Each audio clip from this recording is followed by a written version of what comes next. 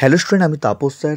আজকে এই ভিডিওতে তোমাদের ক্লাস 12-এর টেস্ট পরীক্ষার জন্য রাষ্ট্রবিজ্ঞানের গুরুত্বপূর্ণ যে প্রশ্নগুলি আছে, যেগুলো তোমাদের কিন্তু পরীক্ষার জন্য খুবই ইম্পর্টেন্ট, সেগুলো কিন্তু আলোচনা করব। এমনকি এই প্রশ্নগুলোর মধ্যে তোমাদের কিন্তু ফাইনাল যে তোমাদের উচ্চ মাধ্যমিক পরীক্ষা হবে তার জন্য কিন্তু কমন চলে আসবে, এবং তোমাদের কিন্তু এখানে কোনগুলো ইম্পর্টেন্ট এবং কোনগুলো সাপোর্টিং সবই কিন্তু ভিডিওতে আলোচনা করব। কেউ কিন্তু ভিডিওটি স্কিপ করবে না, তোমরা কিন্তু পুরোটাই শোনার চেষ্টা করো। আর এখনও চ্যানেলটিকে সাবস্ক্রাইব করোনি, অবশ্যই চ্যানেলটিকে সাবস্ক্রাইব করে রেখো এরকম ভিডিও সবার আগে পাওয়ার জন্য। তো দেখো, তোমাদের প্রথম অধ্যায়, দেখো তোমাদের কিন্তু প্রথম অধ্যায় থেকে তোমাদের কিন্তু বড় প্রশ্ন হয়ে থাকে রাষ্ট্রবিজ্ঞানে। এই প্রথম অধ্যায় থেকে তোমাদের কিন্তু অনেক স্কুলে তোমার টেস্টের জন্য দেখো, ক্ষমতা বলতে কী বোঝো, এর মূল উপাদানগুলি আলোচনা করো। এটি কিন্তু এবছর তোমাদের কিন্তু পরীক্ষার জন্য বিশাল বিশাল ইম্পর্টেন্ট, এবং প্রথম অধ্যায় থেকে তোমাদের কিন্তু এটির চান্স সব থেকে বেশি। আমি তোমাদের বলবো প্রথম অধ্যায় থেকে একদম সব থেকে ভালো করে পড়বে এই প্রশ্নটি। নেক্সট দেখো, পরের প্রশ্ন, বিশ্বায়ন কাকে বলে, এর প্রকৃতি ও ফলাফল লেখো। দেখো, এই দুটি কিন্তু সব থেকে প্রবল ইম্পর্টেন্ট। যদি বলো, আমি আমার দিক থেকে বলবো যে এই দুটি প্রশ্ন সব থেকে তোমাদের জন্য বিশাল ইম্পর্টেন্ট। টেস্টের জন্য বলো বা ফাইনাল তোমাদের জন্য তোমাদের বলবো, তোমাদেরকে দুটো প্রশ্নই কিন্তু খুব ইম্পর্টেন্ট, এবং দুটো ভালো করে করার পর তারপর তোমরা কিন্তু সাপোর্টিং এইটি করে যাবে।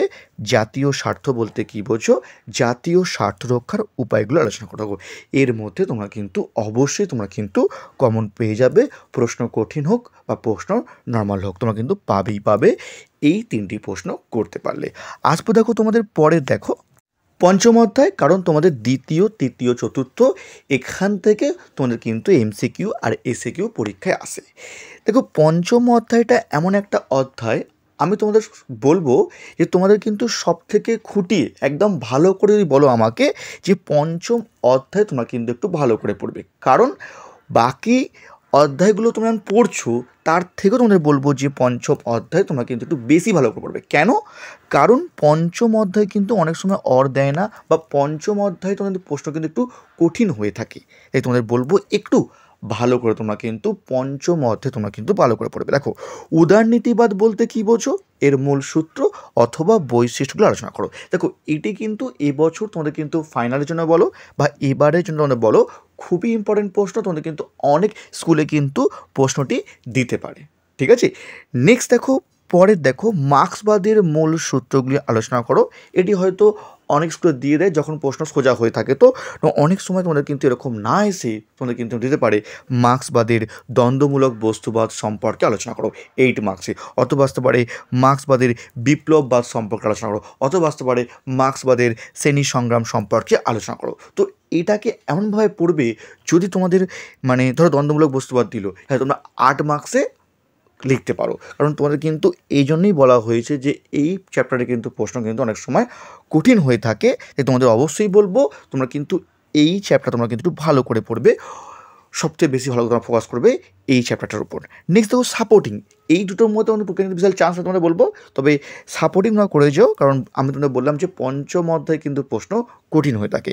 গান্ধীজির রাজনৈতিক দর্শনের মূল সূত্রগুলি লেখো, অথবা না আসতে পারে গান্ধীজির সত্যাগ্রহ ও অহিংস সম্পর্কে গান্ধীজির ধারণা, সেটা তুমি লেখো। ঠিক আছে, কী বললাম? তো এর মধ্যে তোমরা কিন্তু অবশ্যই তোমরা কিন্তু কমন পেয়ে যাবে।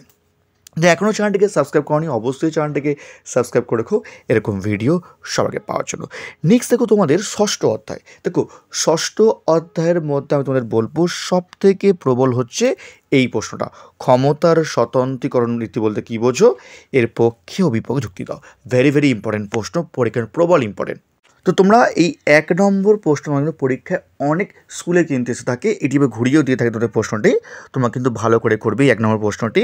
তারপর দেখো, তোমাদের দ্বিকক্ষ বিশিষ্ট আইনসভার পক্ষে ও বিপক্ষে যুক্তি দাও। তো এই 6 অধ্যায় তোমরা কিন্তু এবছর সব থেকে বেশি ইম্পর্টেন্ট। আর তোমরা ষষ্ঠ অধ্যায় তোমরা কিন্তু ফাইনালের জন্য বা টেস্টের জন্য তোমরা কিন্তু সবথেকে ভালো করে পড়বে, কারণ বিগত 2 বছর তোমাদের কিন্তু অষ্টম অধ্যায় থেকে কিন্তু প্রশ্ন এসেছে 8 মার্কসে। তো তোমাদের কী থাকে, ষষ্ঠ অধ্যায় থেকে এলে অষ্টম অধ্যায় আসে না, অষ্টম অধ্যায় এলে কিন্তু ষষ্ঠ অধ্যায় আসে না। তো যেহেতু বিগত 2 বছর ধরে অষ্টম অধ্যায় থেকে তোমাদের প্রশ্ন এসছে, তাই তোমাদের কিন্তু এবছরে ষষ্ঠ অধ্যায় থেকে কিন্তু প্রশ্ন আসার সম্ভাবনা কিন্তু সব থেকে বেশি, এবং তার মধ্যে 1 নম্বর এই 2 নম্বর সব থেকে প্রবল তোমাদের এবারের পরীক্ষার জন্য। আর সাপোর্টিং তোমরা করে যাবে এক কক্ষ বিশিষ্ট আইনসভার পক্ষে ও বিপক্ষে যুক্তি দাও, কারণ যদি প্রশ্ন খুব কঠিন হয়ে থাকে তখন তোমাদের কিন্তু কাজে লাগবে। ঠিক আছে, আসবো আমরা পরের অধ্যায়ে। দেখো সপ্তম অধ্যায়। দেখো সপ্তম অধ্যায়ে তোমাদের কী হতে পারে না, এই দুটি প্রশ্ন পরীক্ষায় ইম্পর্টেন্ট। ভারতের রাষ্ট্রপতির ক্ষমতা ও পদমর্যাদা লেখো, আর একটা হচ্ছে ভারতের মুখ্যমন্ত্রীর ক্ষমতা ও পদমর্যাদা লেখো। অনেক সময় দেখা গেছে তোমাদের কিন্তু এই চ্যাপ্টারে কিন্তু অর আসে না প্রশ্ন, তখন কি হয়, যদি একটা দিয়ে দেয় তখন সমস্যা হয়ে যাবে। যদি অর আসে তোমরা কিন্তু দুটোর মধ্যে তোমরা কিন্তু একটা অবশ্যই কমন পেয়ে যাবে। এবং যদি প্রশ্ন কঠিন হয়ে থাকে তাহলে তোমরা কিন্তু হয়তো অনেক সময় অনেক স্কুলে কিন্তু স্যারা কিন্তু দেখা যে তোমরা কতটা পড়েছো বা তোমরা কতটা রেডি থাকো তোমরা, তো যাদের স্কুলের প্রশ্ন কঠিন হয়ে থাকে তখন তোমাদের হতেই পারে যে এটা আগেরবার চলে এসেছে প্রশ্নটি, ভারতের প্রধানমন্ত্রীর ক্ষমতা ও পদমর্যাদা লেখো। ইচ্ছা করে হয়তো দেখলো যে তোমরা কতটা তৈরি বা তোমরা আদেও তোমরা আগের বছরের প্রশ্ন তোমরা পড়েছো কি না, তার জন্য তোমরা কিন্তু দিতেই পারে ভারতের প্রধানমন্ত্রীর ক্ষমতা ও পদমর্যাদা। আমি তোমাদের বলবো ভালো করে তোমরা কিন্তু দুটো পড়ে যাবে, রাষ্ট্রপতির ক্ষমতা পদমর্যাদা আর মুখ্যমন্ত্রীর ক্ষমতা পদমর্যাদা, কারণ দুটির মধ্যে কিন্তু একটি কিন্তু পরীক্ষা অবশ্যই আসার অত্যন্ত প্রবল। ম্যাক্সিমাম স্কুলে তোমরা কিন্তু দুটোর মধ্যে পরীক্ষা একটা অবশ্যই এসে যাবে। কিন্তু বললাম তাদের স্কুলে কিন্তু প্রশ্ন কঠিন হয়ে থাকে, তাদের জন্য কিন্তু বলবো অবশ্যই তোমরা যে সন্ধ্যে চোখ বুলিয়ে যেও, যাতে তোমরা অন্তত লিখে আসতে পারো, যাতে তোমাদের ছেড়ে আসতে না হয়। ঠিক আছে, আসবে এবার তোমাদের আমি অষ্টম অধ্যায়।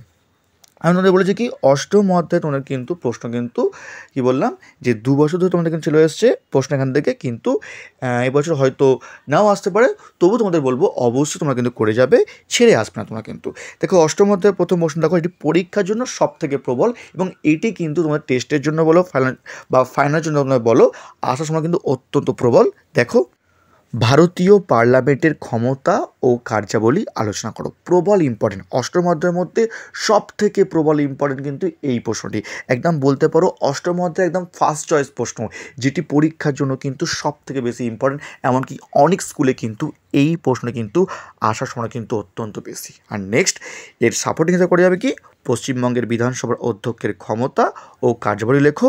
এবং তোমাদের লাস্ট ইয়ারে তোমরা কিন্তু পরের প্রশ্ন চলে এসছে ভারতীয় পার্লামেন্টের উভয় কক্ষের সম্পর্ক, তোমরা কিন্তু জাস্ট সাপোর্টিং বা চোখ বলি যাবে। অনেক সময় তোমাদের কী হয়, অনেক স্কুলে কিন্তু আগের ইয়ারের প্রশ্ন কিন্তু দিয়ে দেয়, তাই তোমাদের বলবো পারলে তোমরা কিন্তু দেখে যেও এই প্রশ্নটি। তবে তোমাদের বলবো 1 নম্বরটা সব থেকে বেশি ইম্পর্টেন্ট, আর 2 আর 3 তোমরা কিন্তু সাপোর্টিং হিসেবে তোমরা কিন্তু করেছো। ঠিক আছে, টেস্ট পরীক্ষার জন্য আসবো। দেখো তোমাদের নবম অধ্যায়, দেখো লাস্ট অধ্যায় তোমাদের ভারতীয় সুপ্রিম কোর্টের গঠন ও কার্যাবলী আলোচনা করো। তোমাদের কিন্তু পরীক্ষার জন্য নবম অধ্যায় থেকে কিন্তু পরীক্ষা কিন্তু সব থেকে প্রবল হচ্ছে এই প্রশ্নটি, যে সুপ্রিম কোর্টের গঠন ও কার্যাবলী আলোচনা করো। ভেরি ভেরি ইম্পর্টেন্ট প্রশ্ন, এবং পরীক্ষার জন্য কিন্তু সব থেকে বলবো একদম প্রবল ইম্পর্টেন্ট কিন্তু এই প্রশ্নটি, পরীক্ষার জন্য সব থেকে প্রবল ইম্পর্টেন্ট। আসার সময় কিন্তু সব থেকে বেশি 100-র মধ্যে কিন্তু 100%। নেক্সট দেখো লোক আদালতের গঠন ও কার্যাবলী লেখো, অথবা ক্রেতা আদালতের গঠন ও কার্যাবলী লেখো। তো অনেক সময় কিন্তু আমাদের কিন্তু হয়তো সুপ্রিম কোর্টটা হয়তো অনেকেই পড়ে যায়, বাকিগুলো কেউ পড়ে না, তখন তোমাদের কিন্তু হয় লোক আদালত অথবা ক্রেতা আদালত তোমাদের কিন্তু অনেক সময় দিয়ে দেয়। এমনকি তোমরা কিন্তু তোমাদের যে ফাইনাল পরীক্ষা তার জন্য তোমাদের বলবো আমি 3টে প্রশ্ন কিন্তু বিশাল ইম্পর্টেন্ট, এবং তোমাদের কিন্তু একটি কিন্তু প্রবল ইম্পর্টেন্ট তোমরা আসবে তোমাদের কিন্তু অবশ্যই। আর লাস্ট তোমার সাপোর্টিং অবশ্যই দেখে যাবে ভারতীয় বিচার ব্যবস্থার বৈশিষ্ট্যগুলি আলোচনা করো। তো এই ছিল তোমাদের রাষ্ট্রবিজ্ঞান এর তোমাদের টেস্ট এক্সামের জন্য সাজেশান, বা এগুলো পড়লে তোমরা কিন্তু ফাইনালে তোমরা কিন্তু অনেকটা তোমাদের কভার হয়ে যাবে, তোমরা কিন্তু এগুলো ভালো করে পড়ে যাবে, আর এগুলোর মধ্যে তোমরা কিন্তু অবশ্যই তোমরা কিন্তু কমন পেয়ে যাবে। আর তোমাদের পরীক্ষা হয়ে যাওয়ার পর অবশ্যই আমাকে তোমাদের কমেন্ট করে জানিও যে কেমন এক্সাম হলো যারা আমার সাজেশন ফলো করে গেলে। ঠিক আছে, তো আজকের মতো এটুকু, যারা এখনও চ্যানেলটিকে সাবস্ক্রাইব করোনি অবশ্যই চ্যানেলটিকে সাবস্ক্রাইব করে রেখো এরকম ভিডিও সবাইকে পাওয়ার জন্য। তো আজকের মতো এটুকুই।